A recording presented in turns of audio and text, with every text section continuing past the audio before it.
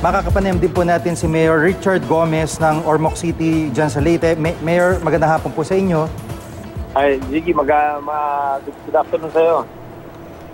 Opo, yun nga po, yung matinding tinamaan, yung area ng Tungonan. So far, kumusta na po ang sitwasyon ngayon, lalo ng mga kababayan natin na nag-evacuate dun sa may basketball court doon? Yes, sa Tungonan, 6 sila na magkakalapit na barangay. Sila yung badly hit areas. And then, yung na-evacuate rin sila sa 6 na evacuation centers. Pero malakas yung bagyo, kaya maraming cracks na nangyari, no? And then patuloy pa rin yung ulan. Yung ulan yung nakakadala ng patuloy na pagbagsak, pagbuho ng mga lupa, nag-cause ng landslide.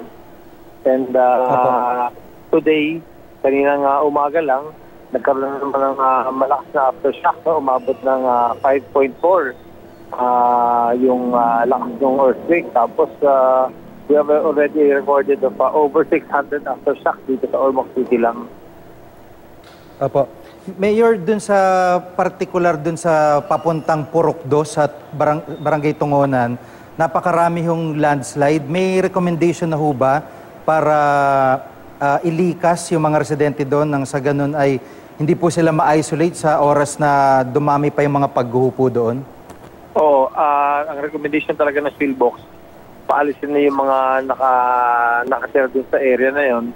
Paano kasi dun talaga duman yung fault line. And napakalaki nung ginalaw ng lupa doon.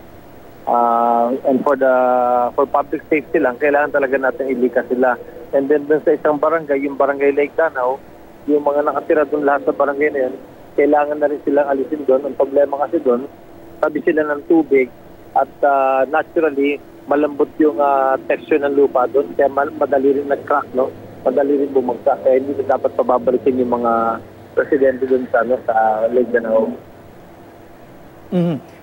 Bukod doon sa relief operations na ginagawa nyo, paano halimbawa doon sa trauma naman? Kasi yung nakita natin kanina, hinimatay yung mga estudyante. So may ganun hubang aspeto rin na ginagawa yung local government para po sa mga na-trauma na mga bata dyan? Yes, kasama din yung psychosocial treatment para sa kanila. Lalo na sa mga bata na nasa eskwelahan, sila ho talaga yung affected ng lindol at maraming hysterical sa kanila. Kaya in place na yung psychosocial treatment sa kanila. Kasama na namin yung DepEd, magiging part ito ng programa, no? Para tuloy-tuloy yung tulong sa kanila. Opo. At bilang panghuli, parang lumalabas na ang initial impression dati ay yung Kananga yung matinding tinamaan, pero lumalabas ngayon na talagang Ormoc pala yung naging sentro ho at marami na apektuhan. Ano po? Yes, napakarami ng mga nasira na gusali dito, lalo-lalo na dito sa mga school buildings. So there are over 100 classrooms ang tinamaan ng lindol. Marami na crack, marami na condemn. And pati yung mga road infrastructure, umaabot ng total estimate of about 300 million. No?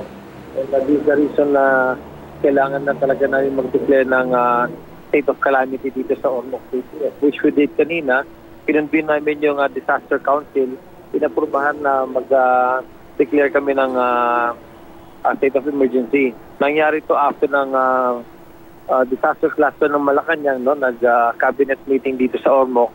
At ngayon, ongoing na ho yung special session ng Sangguniang Panlungsod para aprubahan yung state of calamity dito sa Ormoc City. Apo. Maraming salamat po sa pagkakataon at mga updates si Mayor Richard Gomez ng Ormoc City, Leyte. Salamat po.